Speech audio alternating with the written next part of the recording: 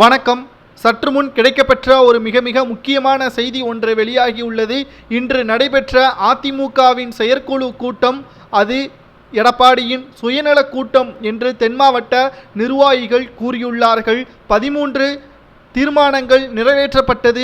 ஆனால் அனைத்தையுமே எடப்பாடி பழனிசாமி அவர்கள் தன்னிச்சையாகத்தான் முடிவெடுத்திருக்கிறாரே தவிர மாவட்ட செயலாளர்களிடமோ அதிமுகவின் மூத்த நிர்வாகிகளிடமோ ஆலோசனை செய்யாமல் எடப்பாடி பழனிசாமி அவர்கள் பதவிற்கு எந்த ஒரு பாதகமும் வராமல் எடப்பாடி பழனிசாமி அவர்கள் காய் நகர்த்தியிருக்கிறார் என்று தென் மாவட்ட எம்எல்ஏக்களும் பகிரங்கமான குற்றச்சாட்டை முன்வைத்திருக்கிறார்கள். மேலும் பொதுநல வழக்கு கூட இதில் நாங்கள் போடுவதற்கு தயாராக இருக்கிறோம்.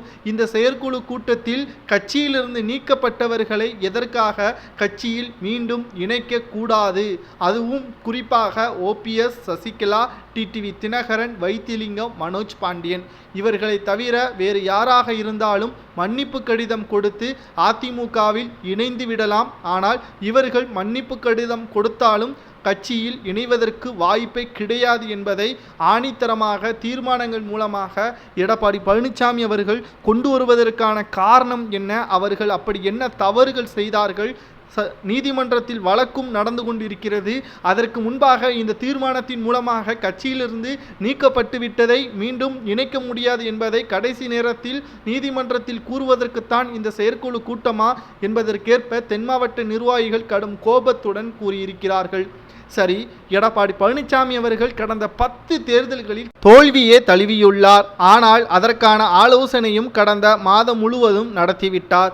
இந்த செயற்குழு கூட்டத்திலும் அதே தான் தெரிவித்திருக்கிறார். குறிப்பாக 2026 சட்டமன்ற தேர்தலிலும் வரக்கூடிய உள்ளாட்சி தேர்தலிலும் வெற்றியடைய வேண்டும், தொண்டர்கள் விறுவிறுப்பாக சுறுசுறுப்பாக வேலை செய்ய வேண்டும், நீங்கள் எந்த இடத்தில் பிரச்சாரத்திற்கு கூப்பிட்டாலும் கட்சி ரீதியாக நான் வருவேன் என்று எடப்பாடி கூறியிருக்கிறார். ஆனால் எடப்பாடி வந்தா கூட்டமே வரமாடுக்க என்ற கேள்வியையும் முன்வைக்கப்படுகிறது.